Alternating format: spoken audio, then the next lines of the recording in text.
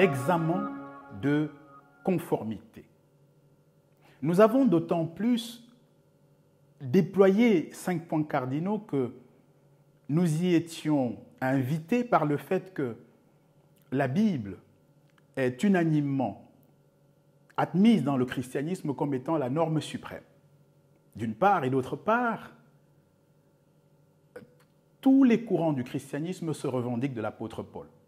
Il était donc tout à fait logique que, partant de la Bible, nous piochions des points que nous avons appelés les 5 points cardinaux du corpus doctrinal du christianisme pour pouvoir disposer d'un élément que nous allons ensuite tester, crash-tester. Vient donc le moment de l'examen de conformité aux Écritures. 1 Jean 4, 1 nous dit, nous impose, nous enjoint, n'ajoutez pas foi à tout esprit, éprouvez tous les esprits pour savoir s'ils sont de Dieu. Et 2 Thessaloniciens 2, en son verset 9, nous prévient que les apparences ne peuvent pas nous tirer d'affaire, parce qu'il existe les mensonges et qui ne sont pas que des contre-vérités, mais il existe des prodiges mensongers, il existe des miracles mensongers, il existe des signes mensongers, qui sont donc des signes, des miracles et des prodiges factuellement vrais, avérés, vérifiés et vérifiables, indéniables, incontestables, irréfutables, un peu comme dans Exode chapitre 7 et 8 avec les magiciens de Pharaon, mais en même temps qui sont mensongers, pour la simple raison que leur source n'est pas le Très-Haut. Ce qui veut dire que ça ne peut pas se discerner de visu. Ça ne peut pas se discerner à partir de ce que l'on voit ou de ce que l'on peut sentir. Pas plus d'ailleurs que tous les autres critères fondés sur les apparences et que disqualifie totalement 1 Samuel 16, verset 7, qui dit que les hommes s'intéressent aux apparences alors que Dieu, lui, se contente du cœur. D'ailleurs, Ésaïe 66, verset 2, nous révèle sans équivoque, sans ambiguïté, « Voici celui sur qui je porterai mon regard, celui qui craint ma parole. » Le « il est écrit » reste donc la norme unique et exclusive dans le royaume des cieux, l'échelle à partir de laquelle doit se juger et se jauger l'approbation ou la désapprobation divine, christique. Ce crash test donc va suivre exactement le même cheminement, point par point. Premier point donc, sans tarder, sur la filiation. Que dit l'évangile de Paul, maintenant que nous savons ce que dit l'évangile chrétien?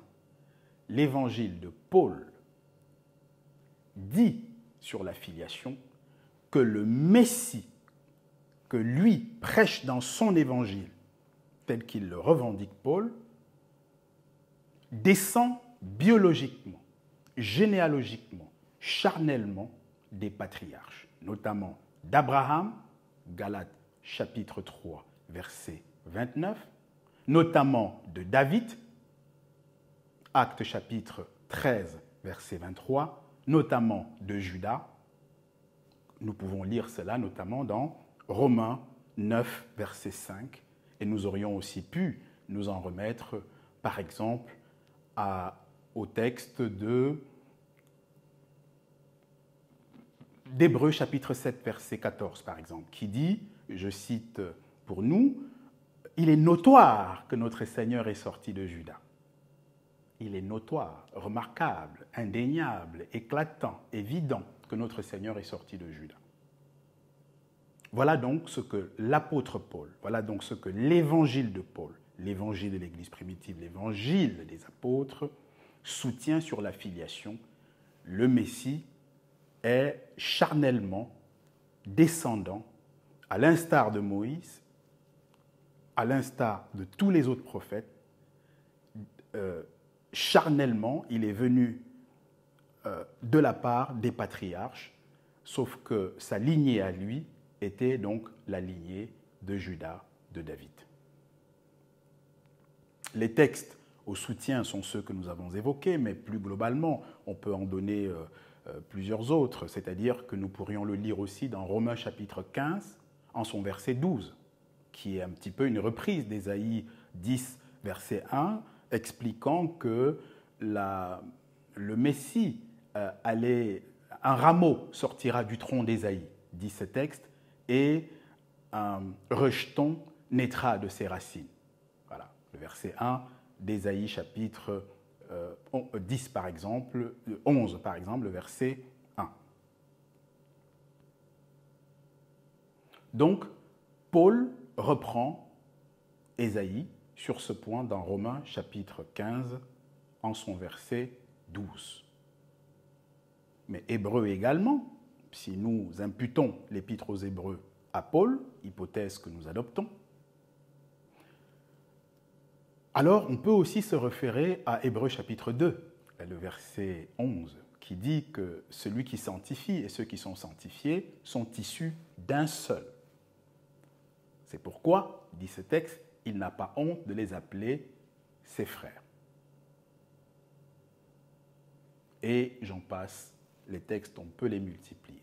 Chez Paul, mais pas que. Mais là, c'est Paul qui nous intéresse. Donc, sur le point de la filiation, l'évangile de Paul est aux antipodes du corpus doctrinal du christianisme. Passons au deuxième point. Ce n'est pas parce que, sur le premier point cardinal, les deux évangiles sont divergents que pour autant, nous pourrions, avec légèreté, déduire qu'il en sera de même par la suite ou qu'il n'en sera pas. Nous n'en savons rien, nous sommes dans un examen de conformité où nous éprouvons les esprits qui sont à l'œuvre dans l'évangile chrétien, qui sont à l'œuvre chez les prédicateurs, connus ou inconnus. Nous les crash-testons, nous les éprouvons comme nous leur donne 1 Jean chapitre 4, verset 1. Deuxième point cardinal donc, du corpus doctrinal du christianisme, c'est la naissance. L'apôtre Paul soutient que son Jésus, le Jésus que lui annonce, celui des apôtres donc, est né de manière totalement ordinaire, de deux parents, comme vous et moi,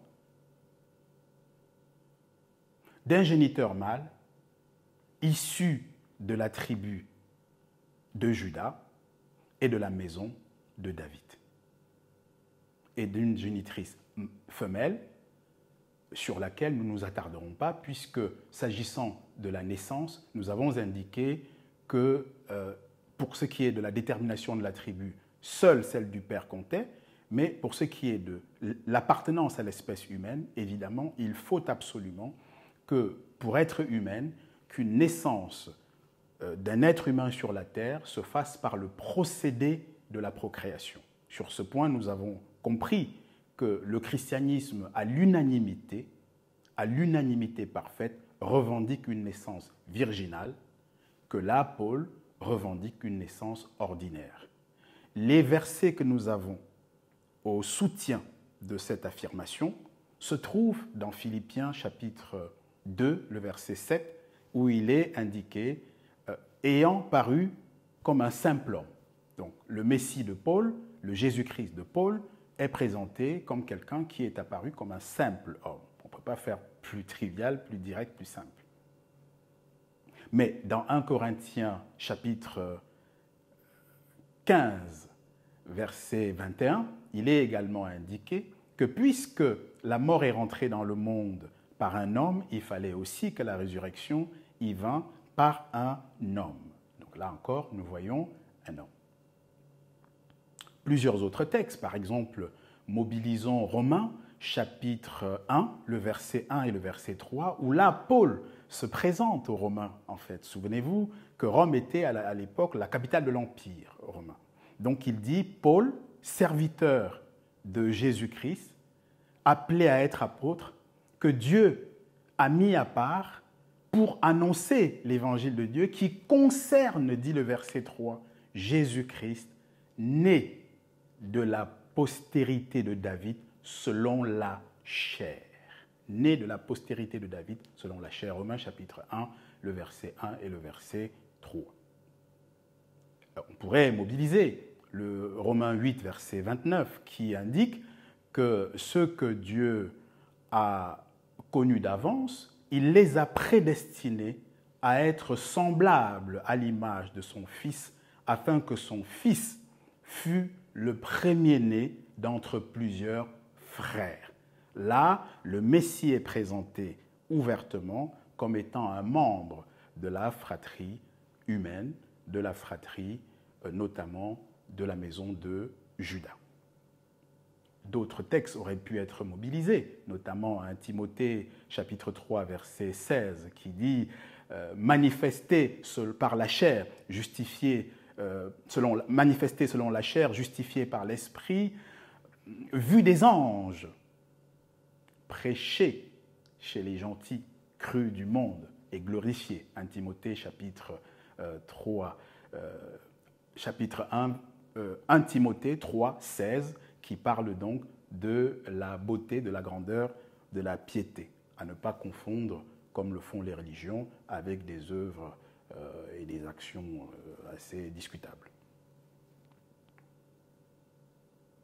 Il existe une foule de textes, notamment Hébreux, chapitre 2, le verset 14, mais aussi les versets 16 et 17, dont nous vous donnons rapidement la substance. Le verset 14 dit « Les enfants ayant participé à la chair, il, parlant du Messie, parlant du véritable Christ, y a également participé », nous soulignons l'adverbe « également », c'est-à-dire ni plus ni moins. Il y a également participé à la chair, donc de la même chair que nous. Et le verset 16 est cinglant, car assurément, dit ce verset, ce n'est pas à la postérité d'Abraham, ce n'est pas à des anges qu'il est venu au secours, mais à la postérité d'Abraham.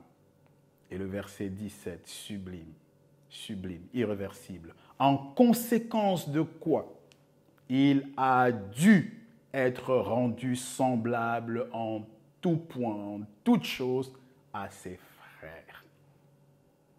Hébreux 2, le verset 14, le verset 16 et le verset 17.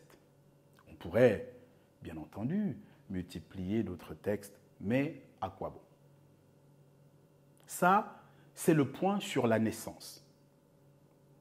L'évangile chrétien sur la naissance soutient une naissance virginale qui n'a rien à voir charnellement, généalogiquement, biologiquement avec les reins de David, avec la semence de Juda.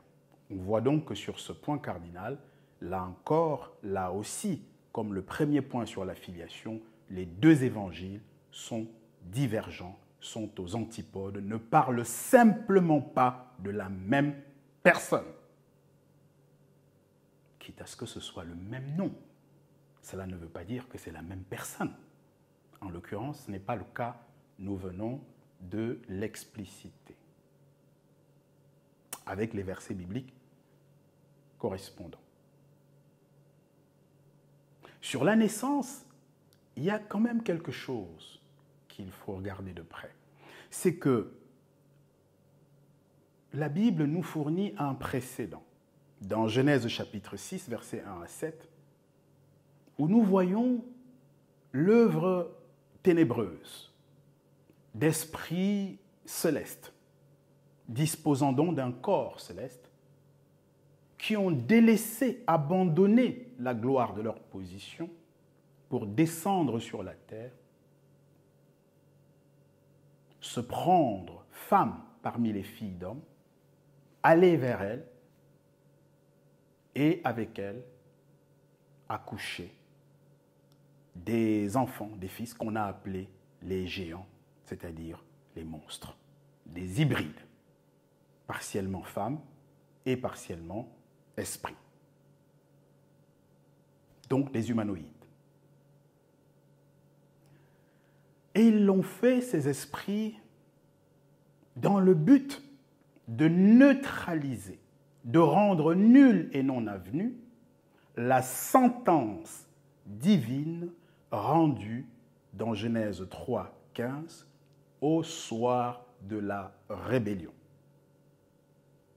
que dit Genèse 3,15 et que dit en substance Genèse 6.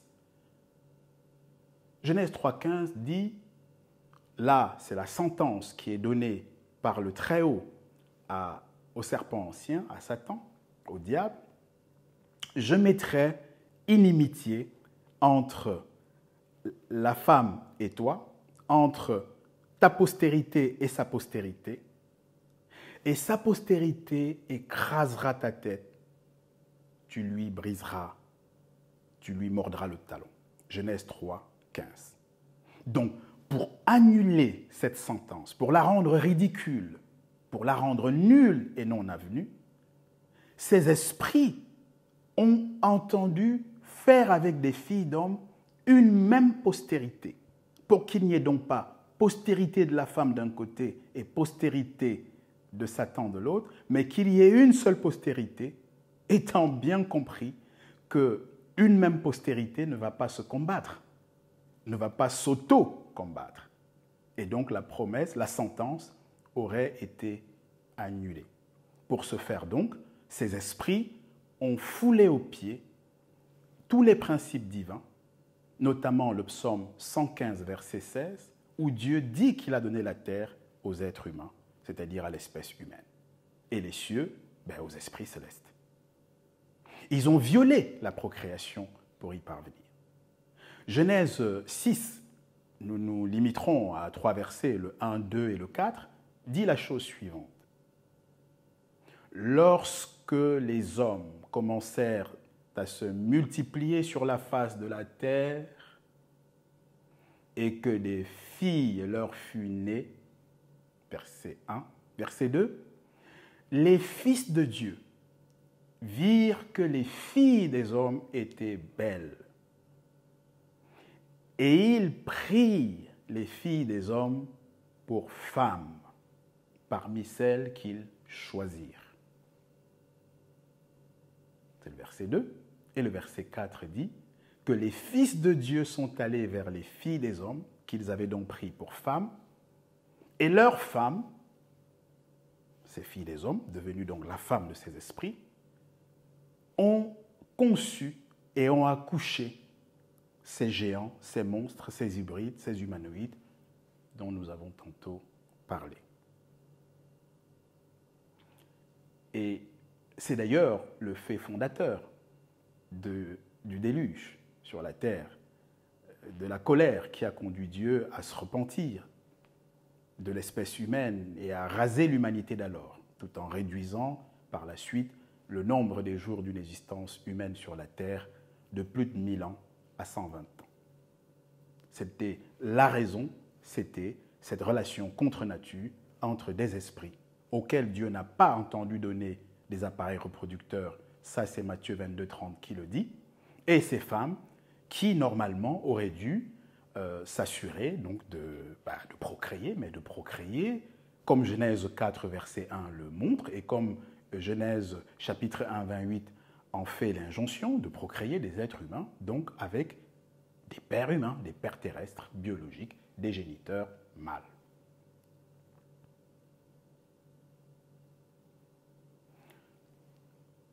Ce précédent constitue une jurisprudence pertinente. Et si elle est une jurisprudence pertinente, c'est parce que c'est le véritable Christ lui-même qui l'a décidé, qui le dit. Dans la mesure où, dans Matthieu chapitre 24 au verset 37, répondant à la question que lui posaient les disciples au verset 3 du même chapitre 24, les disciples lui demandaient, ils étaient venus à sa rencontre sur le mont des Oliviers, mais maître, quel sera le signe de ton avènement, de ton retour, de ta deuxième venue? Et donc au verset 37, parmi les réponses qui leur fut données, de la météo de l'avènement du Fils de l'homme, de sa deuxième venue, il est écrit, il arriva au temps à l'avènement du Fils de l'homme, ce qui arriva du temps de Noé. Donc, ce qui arriva du temps de Noé arrivera de même à l'avènement du Fils de l'homme, c'est texto, in extenso, ce que dit ce verset, chapitre 24 de Matthieu, verset 37. La question est, pourquoi le véritable Christ éprouve le besoin, l'urgence de renvoyer, de prescrire l'attention de notre génération de la fin des temps de la fin sur ce qui s'est passé du temps de Noé. Pour le dire autrement, qu'avait ce qui s'est passé au temps de Noé de si important, de si singulier, de si commun, en lien avec le Messie et en lien avec son deuxième retour, pour qu'il flèche les regards dans cette direction-là, en disant, ça sera là un des points de la météo de ma venue, ça sera un des signes. La réponse à cette question est, au temps de Noé, ce qui s'est passé, c'est ce que nous avons expliqué il y a un petit instant, c'est-à-dire que des femmes, des filles d'hommes, sont devenues des femmes des esprits dans le cadre de relations contre nature. Et au lieu de procréer des êtres humains ordinaires comme vous et moi, ils ont plutôt procréé des êtres hybrides, des humanoïdes, qui sont des géants, qui sont des monstres, qui ont donc conduit à une colère spectaculaire et inconsolable du Très-Haut, du Créateur, au point qu'il a rasé l'humanité d'alors, qu'il a réduit la durée de l'existence humaine sur la Terre à 120 ans en comparaison aux 1000 ans, aux plus de 1000 ans d'avant, et qu'il a également submergé la Terre du déluge, d'inondations diluviennes. Voilà donc ce qui s'est passé du temps de Noé. Il ne faut pas confondre la cause et les conséquences. La cause, c'est cette relation contre nature dont la conséquence a été que la femme et des esprits ont donc créé une postérité commune qui n'est pas l'image de Dieu. Car souvenez-vous, dans Genèse 1, 26, l'être humain qui est sur la terre est à l'image de Dieu. Autrement dit, l'homme originel, l'homme original, l'homme premier, c'est Dieu lui-même, et ce n'est pas Dieu ou le Messie qui est à notre image, c'est nous qui sommes à son image, et d'ailleurs, plusieurs textes sont là pour le prouver, notamment 1 Pierre chapitre 1, le verset 19 et 20, qui explique que avant la fondation du monde, le Messie, en fait, est l'agneau. Mais ne nous écartons pas de ce sujet. La question qui se pose à présent, c'est, en conformité avec la prophétie du véritable Christ dans Matthieu 24, 37, puisque nous sommes à la fin des temps de la fin, puisque nous sommes à la veille du second retour du Messie, du véritable, est-ce que ce qui arriva du temps de Noé est mêmement arrivé au moment, à la veille de l'avènement du Fils de l'homme? Est-ce que nous pouvons retrouver ce qui s'est passé du temps de Noé de nos jours? Là est la question. Et la réponse est oui. Ou si vous préférez, hélas, oui, 3 fois oui. Qu'est-ce qui s'est passé du temps de Noé et qu'est-ce qui s'est passé dans notre temps et qu'est-ce qui est en vigueur dans notre temps? C'est que dans notre temps, nous avons, dans Luc chapitre 1, en ces versets 26 à 38, dans Matthieu chapitre 1, versets 18 à 25, nous avons une reproduction mimétique de ce qui s'est passé dans Genèse chapitre 6, les versets 1 à 7. Mimétique, textuelle, une reproduction à singer, on ne ferait pas mieux. Nous avons un esprit qui va avec une femme, en l'occurrence une jeune et vierge, et de cette transaction virginale, puisqu'elle est jeune et vierge à la conception de son enfant et à sa naissance, naquit un enfant un hybride, un humanoïde, émasculé parce que n'ayant pas de père biologique charnel qui lui aurait procuré le chromosome Y qui permet à un fils d'être un mâle ou à un garçon d'être masculin, car il n'y a de fils que mâle, de garçon que masculin. Il est donc émasculé et efféminé en ce sens que la seule portion humaine qui habite son corps et son sang est celle de la contribution de sa génitrice femelle. Et il n'y a pas de contribution paternelle, biologique, humaine, charnelle.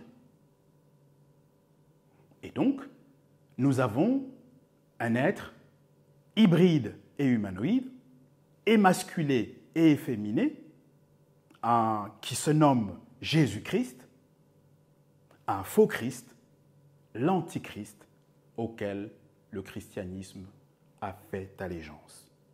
Et au lieu, dans ces conditions, de devenir la lumière de ce monde, le christianisme a plutôt plongé l'humanité dans l'idolâtrie.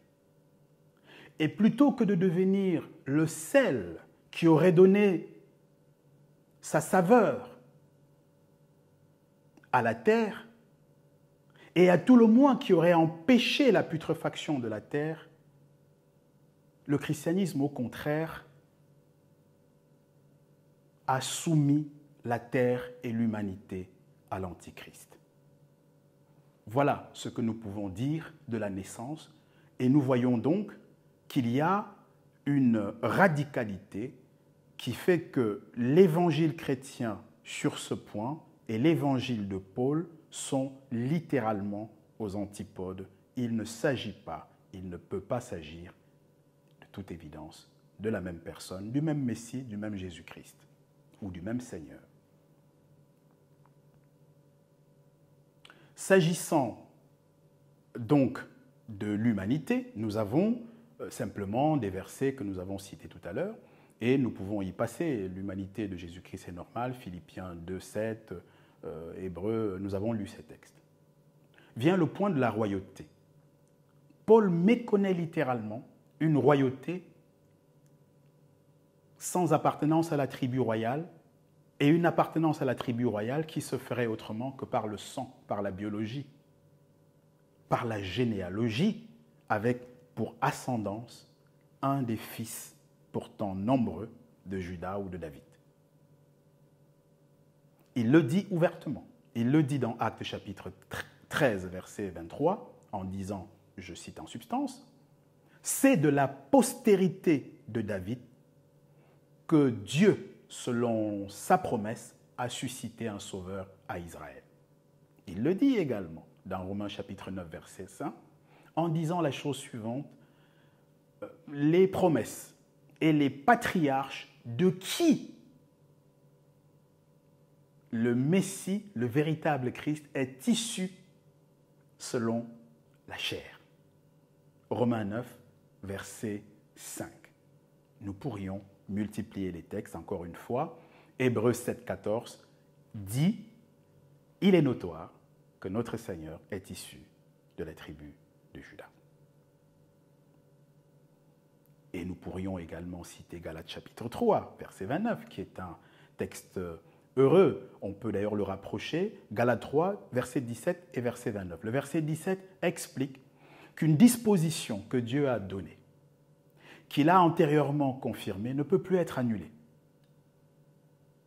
Et le verset 29 explique qu'en Christ, pour ceux qui sont en Christ, dans le véritable Christ, nous sommes héritiers d'Abraham, de la promesse et de l'alliance, puisque le véritable Christ est l'aboutissement de l'alliance nouée entre Dieu et Abraham dans Genèse chapitre 17, les versets 4 à 7, et en particulier le verset 7, une alliance perpétuelle, en vertu de laquelle, dit ce verset, Dieu devient le Dieu des descendants d'Abraham après Abraham et en fait une alliance perpétuelle, dont un prescriptible, conformément à Galates chapitre 3, verset 17. Voilà pour ce qui est de la royauté, voilà pour ce qui est de la filiation, voilà pour ce qui est de l'humanité pleine et entière ou pas du Messie, et voilà pour ce qui est de sa naissance. Sur ces 4 points cardinaux, à ce stade-ci, nous sommes dans l'obligation de constater qu'à tous les coups, l'évangile chrétien, c'est-à-dire le dénominateur commun des croyances transversales à l'ensemble des courants du christianisme, s'oppose véhément, totalement, complètement à l'évangile de Paul. Prenons donc le 5e et dernier point du corpus doctrinal de l'évangile chrétien. C'est le point sur le salut. Nous l'avons déjà signalé en toute fidélité, il y a 2 courants. Ceux qui, dans le christianisme, estiment que le salut s'obtient par la foi en Jésus, s'appuyant en cela en Romains 10, verset 9, et ceux qui pensent qu'en plus de la foi, il faut également les œuvres, faisant ici référence notamment à Jacques chapitre 2. Nous ne rentrons pas dans ce débat parce que vous comprendrez vite que c'est un faux débat. C'est d'ailleurs un débat trompeur, un peu comme dans beaucoup de pays, à un moment où tout le monde croit en la même chose, en l'idéologie néolibérale, on nous fait la gauche, on nous fait la droite, mais en fait la gauche et la droite croient exactement à la même chose, sauf que dans les détails opérationnels, ils procèdent différemment, à la marge, de façon cosmétique. Ça n'a aucun intérêt, ce n'est pas un point de divergence. La vraie question est, que ce soit par la foi ou par les œuvres, que ce soit seulement par la foi, seulement par les œuvres, ou par la foi et par les œuvres, de qui parlez-vous? De quel Christ? De quel Jésus? De quel Jésus-Christ? De quel Seigneur? De quel Seigneur Jésus-Christ? Puisqu'il y en a plusieurs. Puisque nous venons de voir sur les 4 points précédents, sur la filiation, sur la naissance, sur la plénitude ou pas de l'humanité, et sur l'accès à la famille royale et au trône de Juda, nous avons vu que l'évangile du christianisme est diamétralement opposé à celui de Paul. Il y a ce merveilleux verset de 2 Timothée, chapitre 2 au verset 8, où Paul dit à Timothée, « Souviens-toi de Jésus-Christ,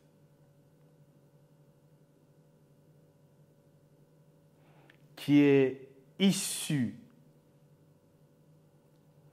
de la maison de David de la postérité de David selon mon évangile. » Voilà le Jésus-Christ de Paul. Ce qui veut dire que, puisque nous ne rentrons pas dans le faux débat suscité par le christianisme pour divertir le monde et égarer l'humanité, nous devons restituer la précision de ce qui est écrit. Ce qui est écrit, c'est que Paul, sur la rédemption du péché, sur l'obtention du salut et de l'éternité, effectivement affirme dans Romains chapitre 10, verset 9, « Si tu confesses le Seigneur Jésus et si tu crois dans ton cœur que Dieu l'a ressuscité des morts, tu seras sauvé. » Romains chapitre 8, verset 1, « Il n'y a donc plus de condamnation pour ceux qui sont en Jésus-Christ. » La question est, quel Jésus-Christ, puisqu'il y en a plusieurs? La question est, quel est ce Seigneur, quel est ce Jésus, quel est ce Seigneur Jésus qu'il faut confesser dès lors que Jésus est un prénom usuel, commun? Dès lors que le véritable Christ lui-même nous indique dans Matthieu 24, 24 qu'il y aura plusieurs Christ écrits au pluriel, avec S. Dès lors que Paul annonce dans 2 Thessaloniciens 2, les versets 3 et 4, que l'impie, et 9, que l'impie apparaîtra, qu'il y aura l'apostasie et que cet impie apparaîtra par la puissance de Satan avec des miracles, des prodiges et des signes mensongers. De quel Christ s'agit-il? Là est le cœur du salut, là est le cœur du réacteur, l'essentiel de l'éternité. Et de ce point de vue, Paul n'a pas seulement annoncé la promesse du salut à qui confesserait le Seigneur Jésus, à qui croirait que Dieu l'a ressuscité des morts, ce que confirme d'ailleurs Actes chapitre 17, verset 31, et bien d'autres textes. Paul n'a pas seulement dit qu'il n'y a plus de condamnation en Jésus-Christ pour ceux qui sont en lui. Paul a pris la peine de compléter, de préciser, notamment dans Romains chapitre 10, verset 17, que la foi pour confesser le Seigneur Jésus ou pour être à l'abri de la condamnation, pour donc obtenir le salut et la rédemption du péché, pour obtenir l'éternité, que cette foi vient de ce que l'on entend, mais que ce que l'on entend doit provenir de la parole de Christ. Si Paul est l'apôtre du Messie, comme il le déclare lui-même dans 1 Timothée 1, verset 1, et comme tous les apôtres à l'unisson le confirment dans Galates chapitre 2, les versets 8 et 9, comme Pierre en atteste dans 2 Pierre 3, verset 15, alors il revient au prédicateur de notre temps, au prédicateur du christianisme, de s'aligner sur l'évangile de Paul,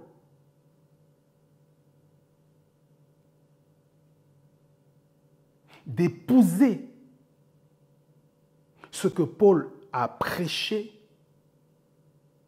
d'épouser le Jésus-Christ de Paul, le Christ de l'Église primitive, parce qu'il n'y en a pas d'autre par lequel il nous a été donné à nous autres humains d'être sauvés. C'est exactement ce que 1 Timothée 1, chapitre 2, verset 5 déclare. Il y a un seul Dieu et un seul médiateur entre Dieu et les hommes, virgule, Jésus-Christ, homme. Cela est réitéré pour être sûr que cela soit bien compris dans Actes chapitre 4, verset 12, qu'il est le seul qui nous a été donné sur la terre, sous la terre et dans les cieux, par lequel nous puissions être sauvés. Nous voyons donc que Paul, l'imitateur de Christ, déclare d'ailleurs dans 1 Corinthiens 11, verset 1, « Soyez, conseille-t-il, de bonne aloi aux prédicateurs chrétiens de notre temps, aux apôtres, aux évangélistes, aux pasteurs et aux docteurs chrétiens. Soyez mes imitateurs, comme je le suis moi-même de Christ. »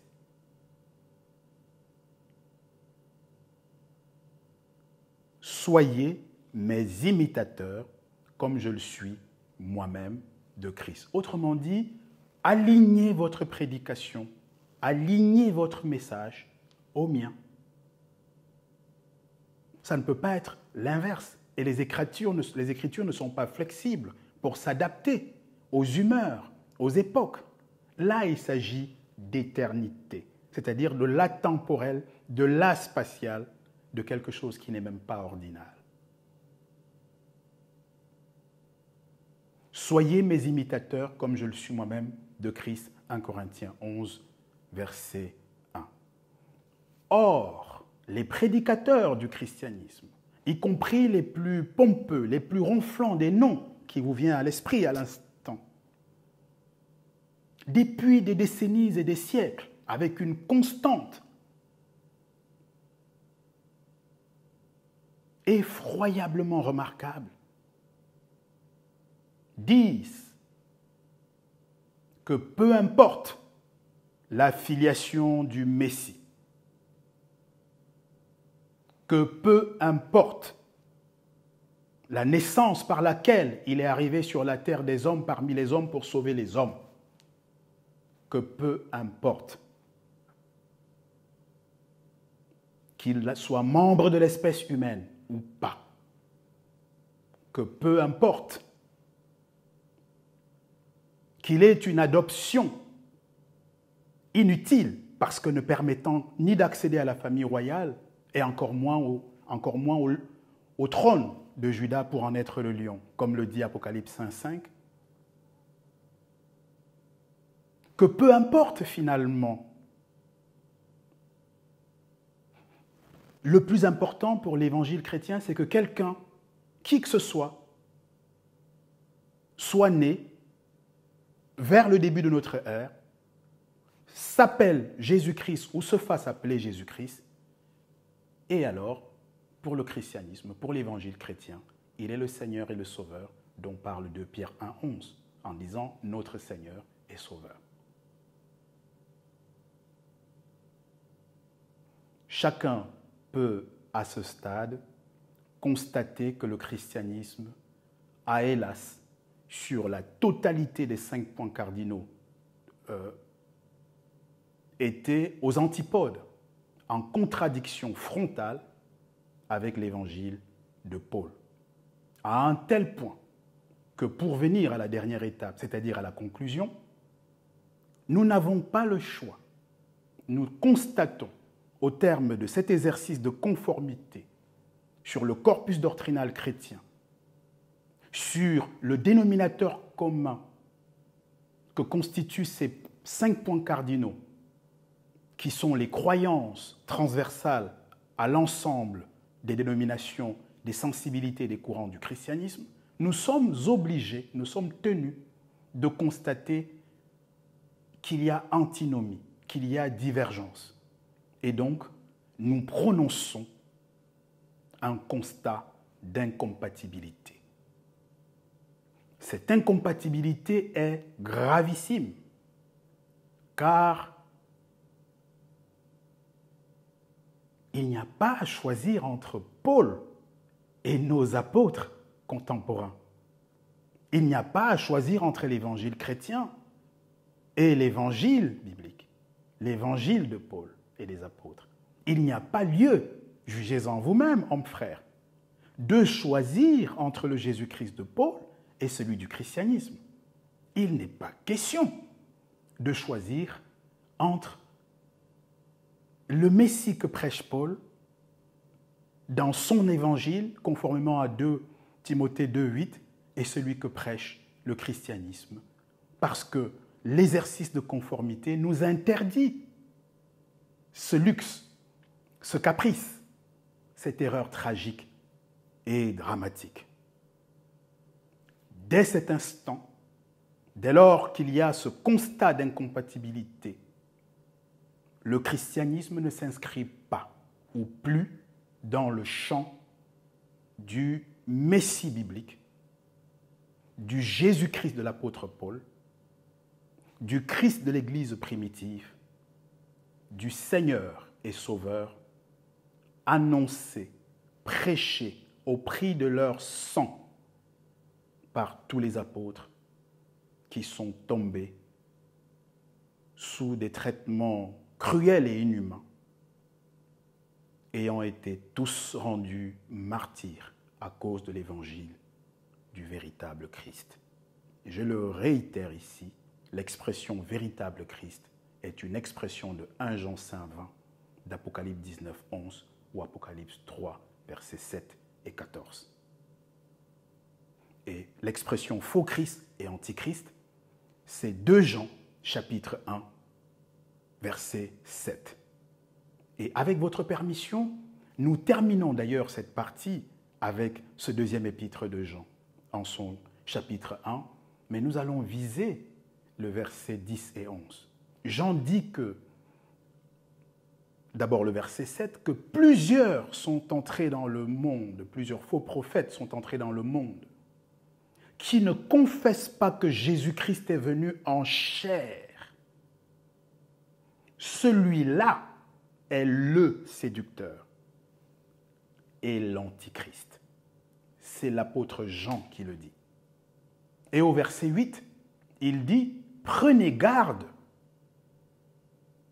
afin que vous ne perdriez pas le fruit de votre travail, mais que vous en ayez une pleine récompense. » Verset 9, radical, péremptoire.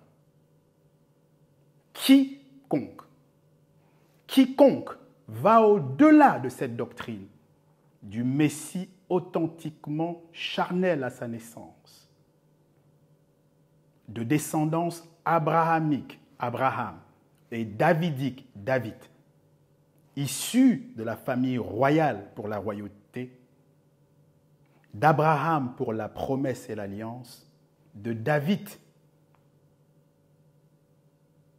pour les prophéties messianiques, telles qu'en ont témoigné les disciples de Jésus-Christ et tous les contemporains. Quiconque, dit Jean, dans 2 Jean 1, 9, va au-delà et ne demeure pas dans cette doctrine, n'a pas Dieu. Et celui qui y demeure a le Père et le Fils. Verset 10. Si quelqu'un vient à vous et n'apporte pas cet évangile, cette doctrine de Paul, cette parole de Christ dans laquelle il dit que la foi, que ce qu'on entend doit être ancré, l'apôtre Jean dit les choses. Ce n'est pas notre opinion, ce n'est pas notre propos. Ne lui ouvrez pas la porte de votre maison et ne lui dites même pas salut. Verset 11, afin que vous ne vous rendiez pas complices de ces œuvres mauvaises, méchantes. Méchantes parce qu'elles ont fermé la porte du royaume des cieux aux hommes. Elles ont fermé le royaume des cieux aux hommes, autant pour moi, comme il est écrit dans Matthieu chapitre 23, verset 13. Pharisiens, escribes, hypocrites, vous fermez le royaume des cieux aux hommes et vous n'y entrez pas vous-même. Et vous ne laissez pas entrer ceux qui veulent y entrer. Ce verset nous apprend que des êtres humains peuvent fermer le royaume des cieux. Et si des êtres humains peuvent fermer le royaume des cieux, des êtres humains peuvent l'ouvrir. À bon entendeur, salut.